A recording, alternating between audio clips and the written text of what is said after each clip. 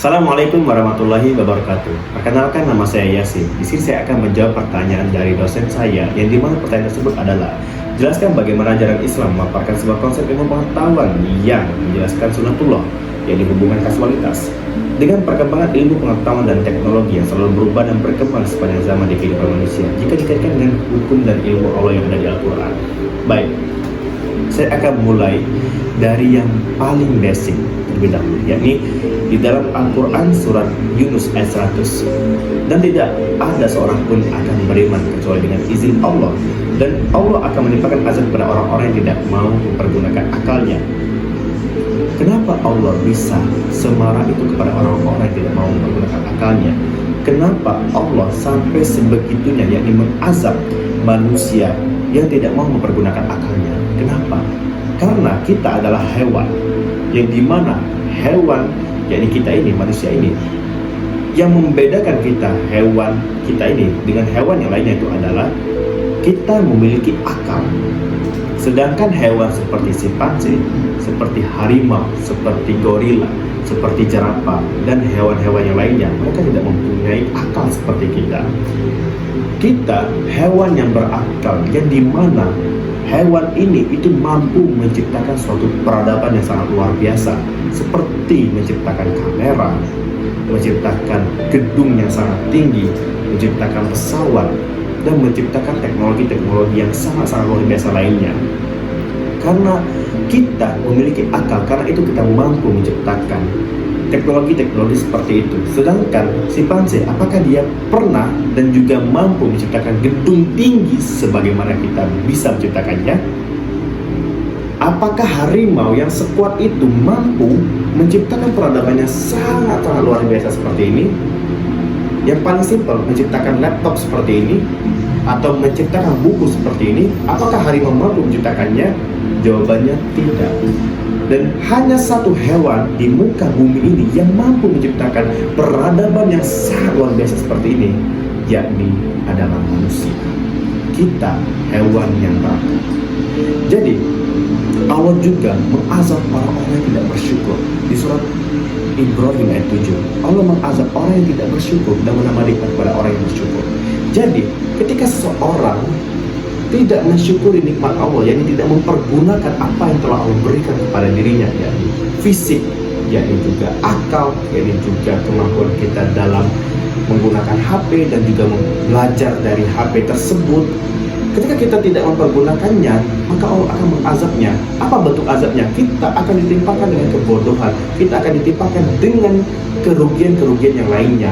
Ketika kita tidak mempergunakan akal kita, maka kita tidak ada bedanya dengan hewan yang lainnya. Kita tidak ada bedanya dengan serigala, kita tidak ada bedanya dengan harimau, dan juga kita tidak ada bedanya dengan kodok. Kenapa? Karena mereka tidak berakal. Dan tentu Allah sangat marah kepada orang yang tidak mensyukuri nikmatnya, yakni tidak mempergunakan akalnya dengan semaksimal mungkin. Allah sering mengingatkan kita tentang akal di surat Al-Imran ayat 190. Sungguhnya dalam penciptaan langit dan bumi dan pergantian malam dan siang terdapat tanda-tanda ayat bagi orang-orang yang berakal. Dan juga ada gini di surah An-Nahl ayat 78. Dan Allah mengeluarkan kamu dari perut ibumu dalam keadaan tidak mengetahui sesuatu pun.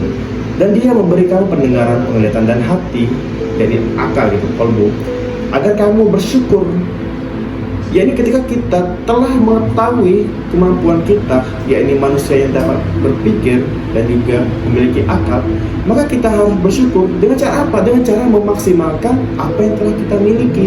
Kita bisa berkontribusi secara arsitektur, misalkan jurusan arsitektur, kita bisa berkontribusi secara sastra Indonesia. Ketika kamu jurusan sastra Indonesia, kalian bisa menciptakan buku-buku yang dapat mengedukasi banyak masyarakat dengan kemampuan sastra kalian. Begitupun juga misal kalian itu jurusan guru, keguruan, kalian bisa mengajarkan ilmu pengetahuan terhadap murid-murid kalian. Ini ketika kita bersyukur atas nikmat yang telah Allah berikan kepada kita dan kita mampu memaksimalkannya, yakni bisa berkontribusi kepada orang banyak, maka kita menjadi sebaik-baiknya manusia.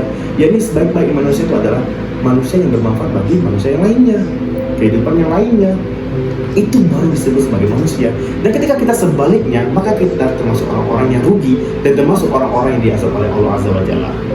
Oke, jadi kita sudah mengetahui esensi dari akal itu sendiri, yakni akal itu membedakan kita dengan hewan-hewan yang lainnya. Kenapa? Karena hewan yang lainnya tidak bisa menciptakan peradaban yang semaju ini, sedangkan manusia, yakni hewan, yang dapat menciptakan peradaban yang luar biasa ini.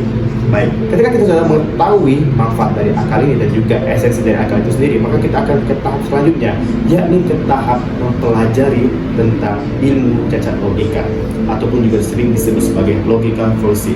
Logical fallacy ini itu suatu kecacatan logika yang dimana suatu argumentasi ataupun juga tulisan atau apapun itu tidak berdasarkan kaidah-kaidah logika. Di mana ketika tidak berdasarkan kaidah-kaidah logika, maka hal tersebut bisa menjadi salah. Contoh, semua cewek itu sama saja, maksud itu jahat. Ini cacat logika. Emang dia sudah survei ke tiap-tiap cewek yang ada di seluruh dunia ini, ya di mana jumlah manusia itu sekitar 8 miliar lebih, apakah dia sudah melakukan hal tersebut? Jika tidak, bagaimana cara dia bisa mengatakan semua cewek itu sama saja? Cara dia bisa berbicara tersebut ya tentu dia hanya berbicara saja, tetapi tidak menggunakan akalnya. Kembali lagi tadi di awal tadi. Nah, ketika dia tidak mampu menggunakan akalnya, tentu dia akan kesulitan untuk memilah mana hal yang benar dan mana hal yang salah. Ini logical fallacy tadi, cacat logika tadi. Nah, ketika dia cacat logika, apa yang akan terjadi? Yakni dia akan mudah terombang-ambing dari kehidupan zaman ini. Yakni ketika pemerintah A misalnya, dari partai A, dia melakukan suatu propaganda dalam arti buruk, dia akan mudah terpengaruh dan juga mudah menjadi pasukan gratis dari partai tersebut. Hanya dengan apa? Hanya dengan informasi-informasi palsu. Sehingga dia tidak mampu mempergunakan akalnya, maka dia akan menggunakan perasaannya. Dan apa yang terjadi? Yang terjadi itu adalah kalau seandainya dia mengikuti suatu hal yang salah, maka kerugian yang akan didapatkan. Tetapi ketika dia mengikuti suatu hal yang baik, maka akan ada kebaikan yang didapatkan. Tetapi nilainya hanya 50-50. Bisa dia menjadi kehidupan yang baik dan juga bisa dia menjadi kehidupan yang buruk. Tentu ini seperti hewan. Karena itu Allah mengazab orang-orang yang tidak menggunakan akalnya. Maka dari itu kita perlu untuk mempelajari kaidah-kaidah logika tadi. Ketika kita mendapatkan suatu informasi yang baru, maka kita perlu untuk mengcompare-nya ataupun membandingkan dengan informasi yang lainnya yang sejenis tetapi yang bertentangan, maka kita perlu bandingkan, kita cari tahu, kita melihat metodologinya apakah ini benar ataupun tidak. Seandainya ini salah, maka tidak perlu kita ikuti, dan seandainya ini benar, maka kita perlu pertimbangkan apakah kita harus mengikutinya ataupun tidak, dan bijaksanakah kita melakukan tindakan tersebut ataupun tidak. Ini yang spesial dari akal tersebut. Dan ketika kita juga mempelajari tentang cacat logika dan lain sebagainya, kita mengetahui mana yang benar dan juga mana yang salah, dan itu akan lebih memudahkan diri kita dalam menjalani hidup ini. Walaupun manusia itu terkadang sulit untuk terlepas dari perasaan, itu dikemukakan oleh David Hume. Ketika kita melihat suatu berita bahwasanya populasi manusia di muka bumi ini sangat banyak, dan ada seorang manusia yang berhati dingin mengatakan bahwasanya bagaimana kalau kita musnahkan setengah manusia yang ada di muka bumi ini, supaya kehidupan kita menjadi lebih sejahtera dan juga stabil dan tidak banyak merusak alam yang ada di sekitar ini. Tentu akan ada dua orang yang akan berbeda pendapat, mungkin lebih, tapi kita anggap aja dua orang itu. Orang pertama akan mendukung hal tersebut, dan orang kedua dia akan mengatakan ini kurang ajar dan ini biadab. Bagaimana mungkin seorang manusia dapat membunuh manusia lainnya, padahal mereka juga punya hak hidup. Sekarang pertanyaannya, orang kedua tersebut apakah dia menggunakan perasaan atau menggunakan akalnya? Tentu, kalau kita berpikir secara logis menggunakan perasaannya.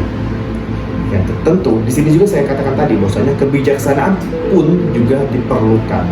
Jadi akal ini adalah lebih tinggi daripada yang tadi, yakni hanya menggunakan perasaan tadi, ataupun juga sekedar ini benar ini salah. Tetapi kita perlu juga namanya wisdom, jadi kebijaksanaan. Kita perlu tahu apakah yang benar ini pantas untuk aku praktekkan dan tepat untuk aku praktekkan di lingkungan seperti ini, di kehidupan seperti ini. Apakah bisa dan juga pantas dan juga tepat?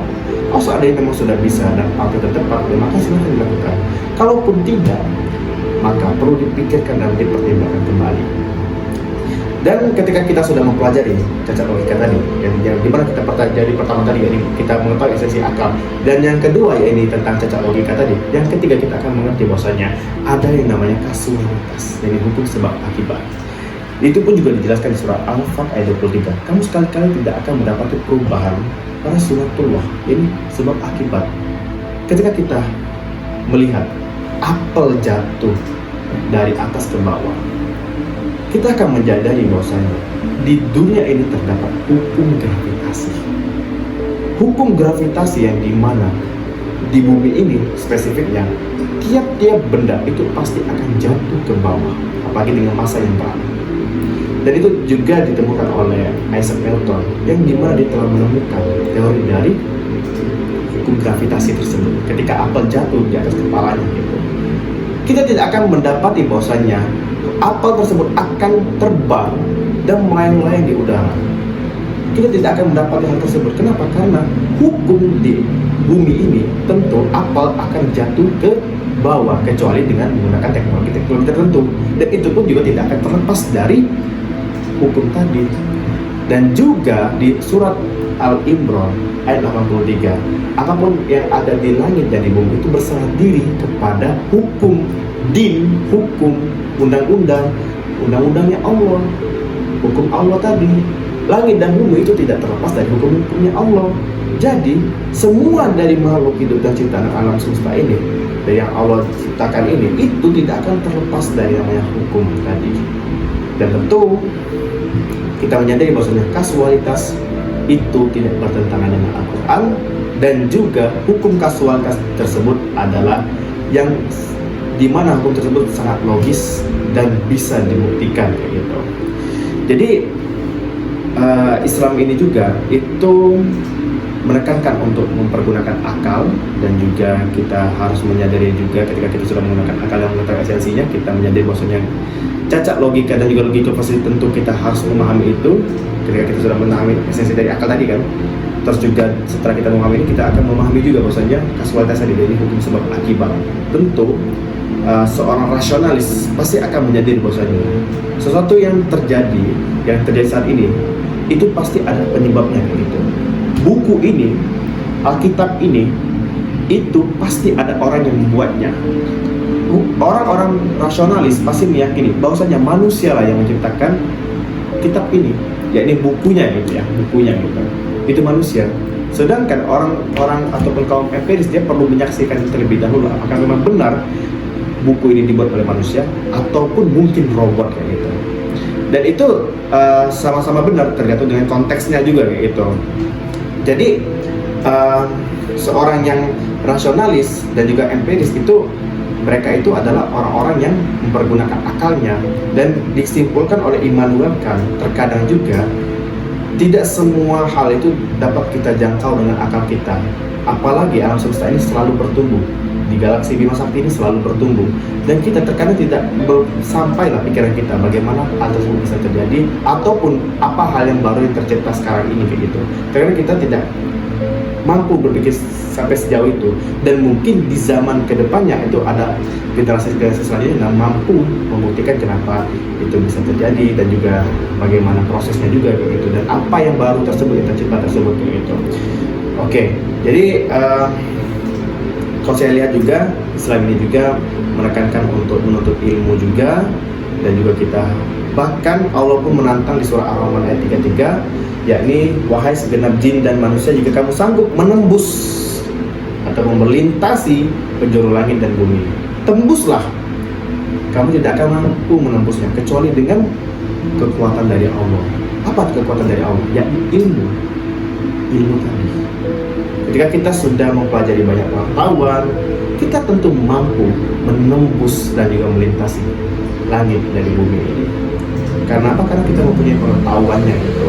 Jadi Islam menekankan untuk menuntut ilmu. Bahkan di Islam itu diwajibkan untuk menuntut ilmu. Sangat wajib. Bahkan ada juga hadis, bahwa ada dikatakan bahwasanya hadis ini maudhu', yakni palsu. Di mana Rasulullah SAW pernah bersabda bahwasanya tuntulah ilmu sampai ke negeri Cina. Sampai segitunya loh. Sampai kita diperintahkan untuk menuntut ilmu sampai ke negeri Cina. Maksud itu kita dituntut ilmu, menuntut ilmu itu harus sejauh-jauh mungkin. Dalam artian carilah suatu tempat yang benar-benar pengetahuannya di situ sangat-sangat banyak, sehingga kita lebih mudah untuk mendapatkan pengetahuan yang baru. Sampai segitunya loh, kayak gitu. Jadi yang dapat saya simpulkan bahwasanya Al-Quran itu sendiri itu mengajarkan kepada kita bahwasanya kita harus mempergunakan akal kita, dan kedua kita harus memahami tentang logical fallacy, dan ketiga yakni ketika kita sudah memahami logical fallacy, kita juga akan memahami tentang hukum kasualitas, dan itu tidak bertentangan dengan Al-Quran itu sendiri. Kenapa? Karena di surah Al-Fat ayat 23 dikatakan bahwasanya kamu sekali-kali tidak akan mendapati perubahan pada sunnatullah. Di sini juga dijelaskan kayak gitu.